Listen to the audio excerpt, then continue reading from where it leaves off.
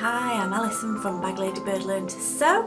Welcome to the December video tutorial where I will be showing you how to mix up more than one pattern. So one of the patterns we're going to be looking at today is the Tara Basic, which is what I've got on today. I am not super keen on this neckline. So I'm not super keen on the neckline of this Tara Basic. It doesn't work for me when I'm layering it under stuff. As you can see today, it's kind of a bit narrow. So I want to open it out and make a wider neckline when I make another one. So I'm going to have a look at mixing it with the Agnes jersey tee from Tilly and the Buttons, which is another jersey t-shirt, another jersey basic. And the neckline on that, I've made a load of them, and the neckline's really nice. I really like it. It's a bit of a wider scoop, probably follows a little bit more in line with the shape of this metamorphic dress that I'm wearing. And it just, I like it better on my chest, just showing a bit more skin. Not revealing, not low cut at all, but just a bit more. It feels a bit more like something that I enjoy wearing, and it also works better for layering up things. I've found when I've tried to layer this Tara Basic with some of the stuff that I wear, there's too much of this neckline, there's too much of this on show for the styles that I have. I need a bit more space, and then I can wear V's and stuff like that. So that's one of the things that I'm going to be mixing up today. Another thing we're going to look at, sort of maybe incorporating a different skirt onto a different bodice, so mixing and matching bodices and skirts. And then the third thing is changing up a sleeve. So if you want to change a sleeve in one pattern for a sleeve that you've got in another, how do you do that? How do you go about that? What do you need to watch out for? So we'll be going through these things. I hope you enjoy this. This is the first sort of pattern drafting or pattern skills video we've done on the membership club, so I hope you enjoy it and I hope you find it really useful and worthwhile. Okay, so what we have got here is a traced out version of the Tara Basic. So the Tara Basic is, well, I've done the bodysuit version. So we've got some key points that we need to make sure we transfer from one pattern to the other. So the first one is the waistline. So we need to have a reference point on both the patterns that we can transfer, that we can refer to. So also on the Agnes pattern, we have the waist line marked on here. What you also need to just take care of is the seam allowance. So the seam allowance on these two patterns is different.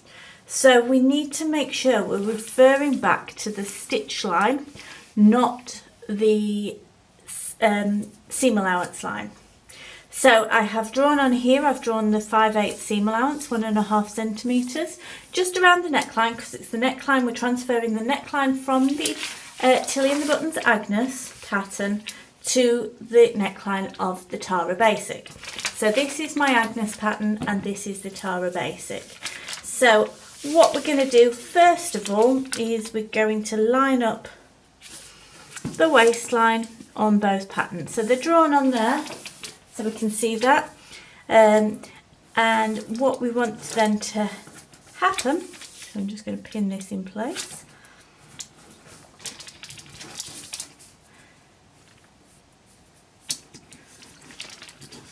So there we go, we've pinned the pattern at the waistline, so it's a reference point that anchors.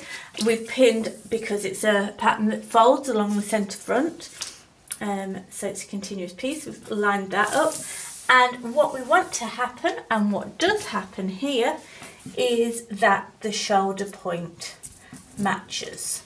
So where the seam line, the stitch line on the Tilly and the Buttons pattern around here matches with the stitch line on the Tara Basic pattern, which goes along here.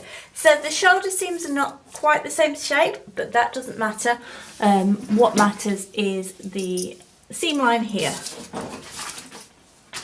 So what I have got here is a tracing wheel. So tracing wheel, I am just going to trace along the stitch line here and transfer that new seam line to the Tara Basic pattern that I have traced out. So with the tracing wheel, what happens is you get a really faint stitch line on here. So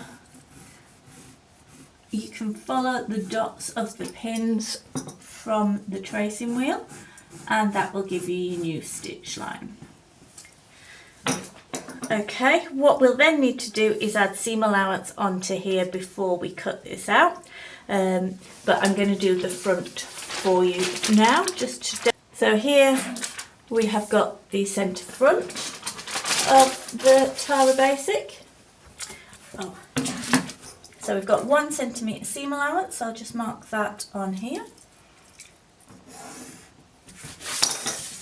Mark it here.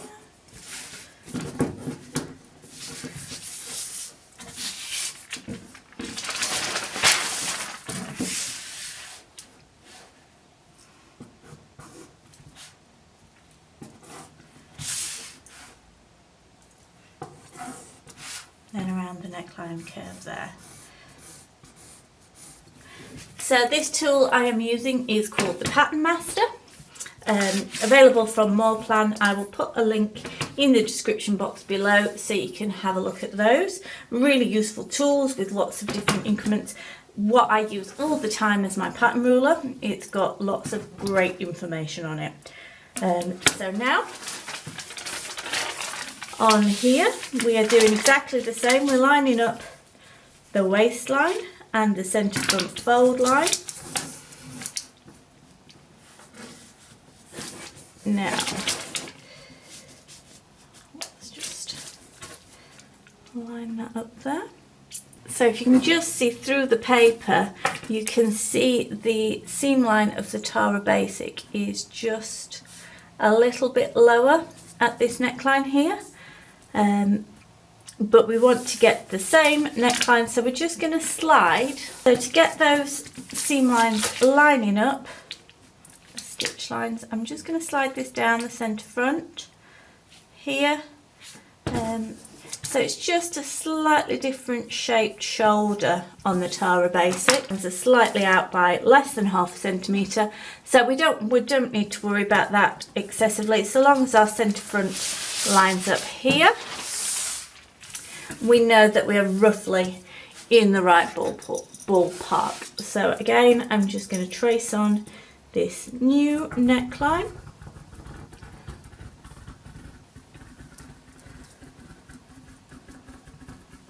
So you just need a little bit of pressure with the tracing wheel to ensure that the pins go through and leave you a marker on your pattern paper underneath to trace that line off.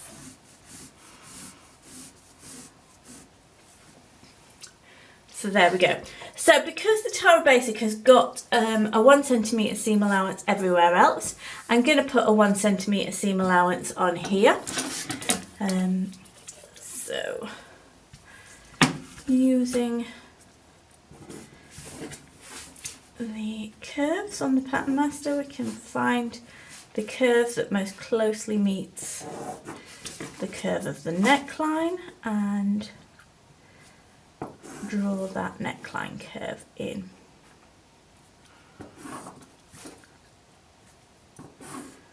Okay, so just smooth that off.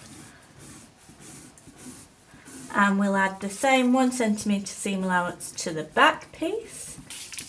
I have the neckline for the Agnes, which is cut out on the fold. So all I'll do now is I will reduce this neckband.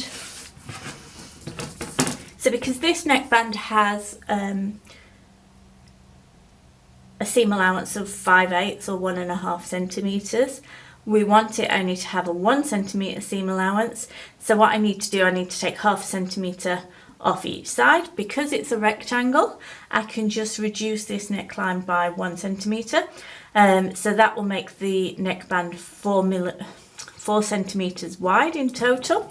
And then The length of this will be exactly the same as it is, so I'll just measure that now. So we are looking at a neckband of 36 centimetres by 4 centimetres cut on fold. So the spot and cross pattern paper is really useful for helping to keep you straight and square, and all those lovely things that you need to be to create a pattern. So I draw a line along one of the spot and cross lines, and then 36 there. So that's our 36. Then I can flip the pattern master around, find the 4 centimetre line, line that line up on the pencil line underneath, and draw in that line.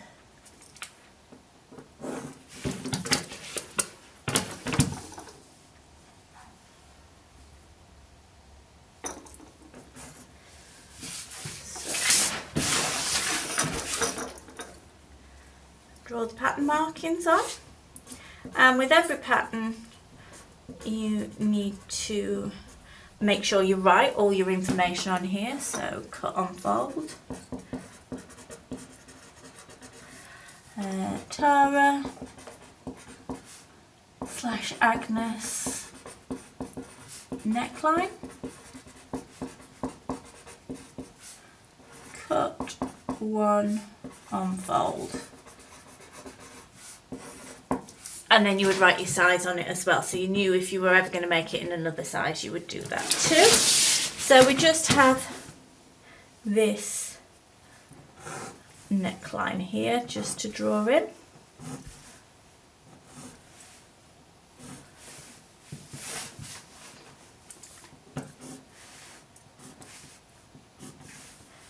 Make sure it is a lovely smooth curve.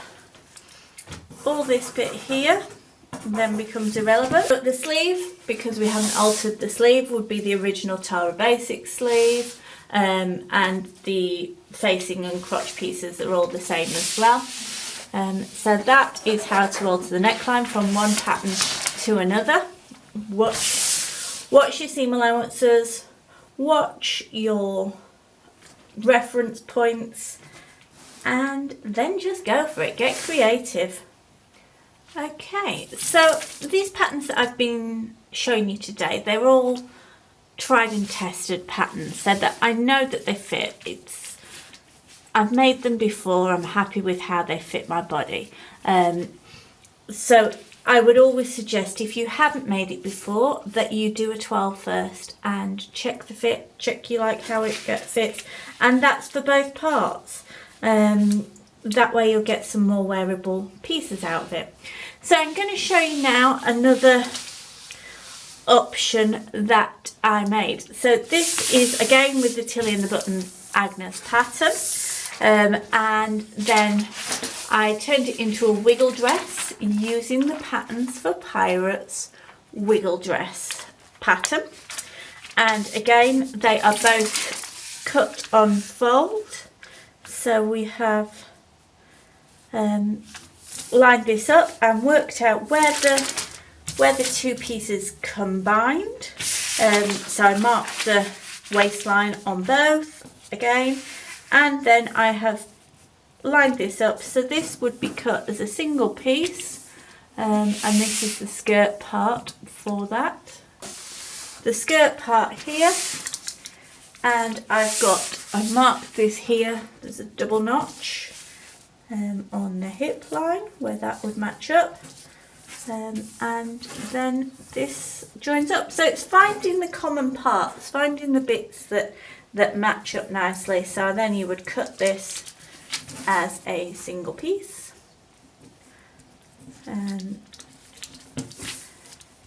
as the picture. I've also made this Tilly and the Buttons Agnes. I chopped it off at the waist and added a gathered skirt to it. So I just used the full width of the fabric and added that to the Tilly and the Buttons Agnes at the waistline. And I actually wear that so much. It is a really good option, and this is the front. So again, we've got this little double notch just to match it up, matching up the centre front fold.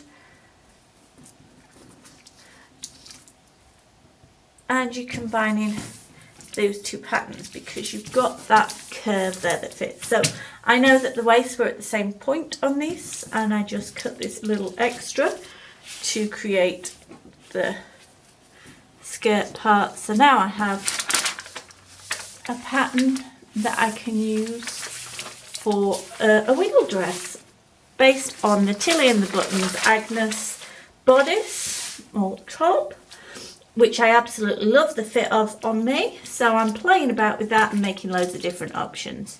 Okay, so here we are doing something a little more complex. I want to use the bodice of this pattern with the sleeve of this one here. So what we need to do is make sure that the two will work together. So the first thing to do is to know the sizes. So these are both Vogue patterns, so that helps, makes it a little easier. Sizing, I'm going to cut the size 20, which on both has a bust of 42, a waist of 34, and a hip of 44. So that's a good starting point. I'm going to identify the bodice pieces from this pattern and trace them off, and I will come back then and show you. Here I have traced out the bodice of one pattern with the sleeve of another. So we've got a really unusual shape bodice here. The back overlaps the front here, and these seams are bound to finish them off.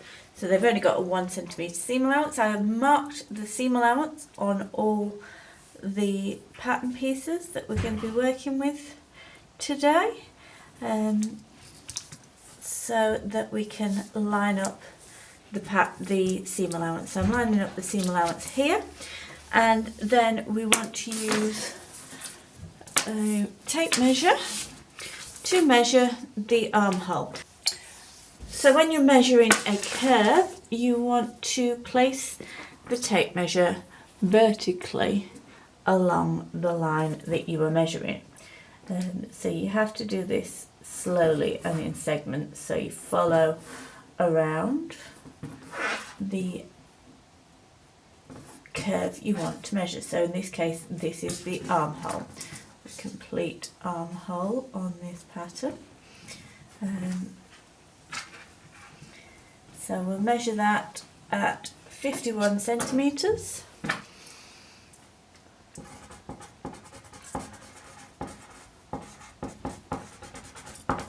This point here would equate to the shoulder seam normally.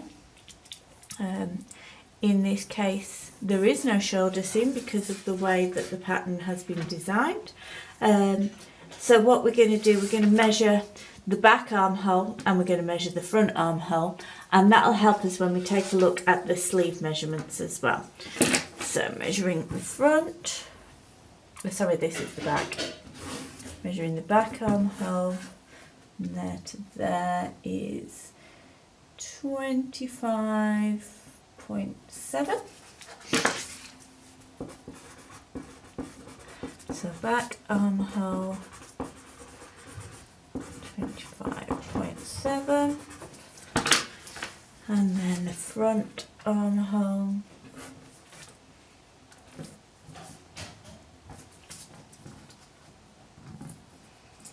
Because your sleeve needs to fit into this armhole.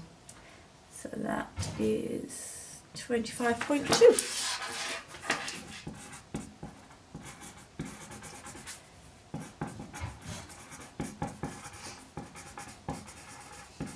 So there's a millimetre difference to the total armhole, but more or less there.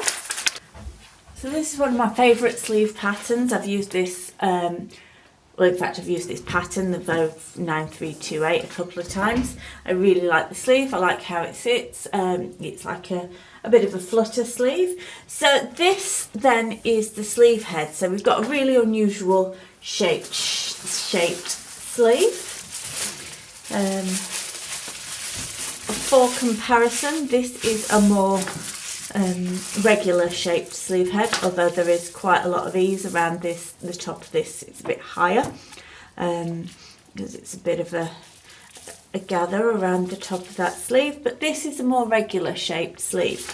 But just to kind of show you that this matches up, if we walk this around here, the notches should match there and that underarm should match there, so you can kind of walk it around and see that what has happened here is that this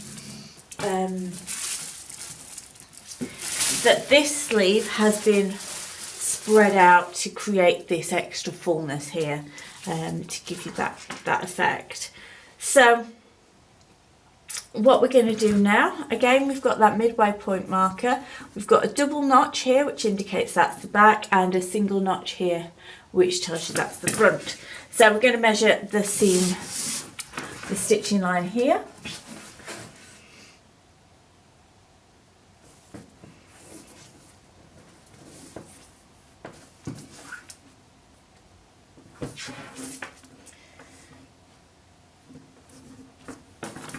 Okay, so that's 29.3 for the back armhole. And I'll continue measuring the whole of the armhole.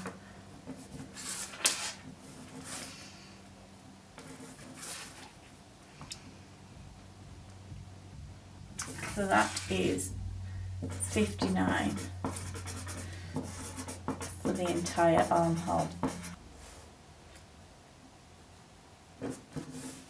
Measuring the front armhole now.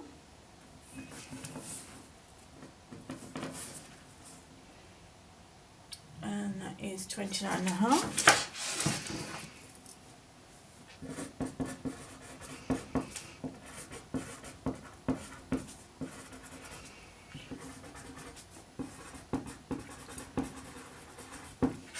So that gives us 8 centimetres to ease in around the sleeve head, which is a little bit, probably a little bit too much, because you want a nice smooth curve around your sleeve head, but you don't want it to be gathered in. You don't want to have tucks and gathers around this sleeve head. So depending on your fabric, you could ease in 8 centimetres. It is possible. I'm not saying it's impossible.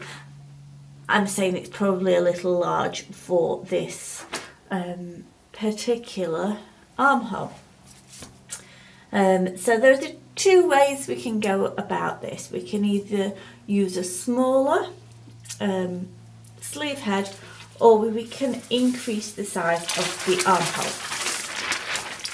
armhole. Now, in general, what you'll find is, for commercial patterns, the armholes are usually too low anyway. They usually sit too low to allow for it to fit more bodies, but actually you could raise that up. So I wouldn't suggest making the armhole any bigger, not unless you've trialled this pattern and decided that the armhole does need to be bigger. What I would suggest we do here instead is reduce the size of the sleeve head. So we can do this a number of ways, but actually one of the easiest is to work on a smaller size. So what I would probably do for this is go down to a size 18 for the sleeve head. So taking that new seam line for a size 18 rather than the size 20. That's going to bring it in. You can see there the difference between and 18 is about 1.5 centimetres. Slightly different because the curve is slightly different, but if we say 1.5 centimetres smaller on each side, that's going to bring us in by 3, so we'll have 59, 56, so we'll have 5 centimetres to ease in. That would be more reasonable, and you'll probably find when you actually measure out the size 18 curve that it is an acceptable distance to ease in. But you need to work at these and work out that your centre point is still going to work and everything when you're changing sleeves. If your sleeve is significantly bigger than the armhole for a regular sleeve, but you need the width in the bicep, what I would suggest is maybe altering the sleeve head with little tucks or pleats or darts or gathers, and that will then fit into your armhole. So there are a number of different ways you can do it depending on the look you want, but not every sleeve will fit every armhole. You need to work with patterns that are designed for the same type of fabric, and you're looking for something that has a similar sort of fit. So you wouldn't want to put a loose fitting the sleeve from a loose fitting jacket into a fitted dress, for example. You want to be working on the same type of garment. But the other thing that you can do is you could trace off the sleeve head for this bodice and then morph it into this one. So there are different ways that you can attack pattern alteration, and there's so many different ways. But I hope that this video has given you a little bit of an overview of the different things you can do relatively easily to alter and mash up a couple of different patterns.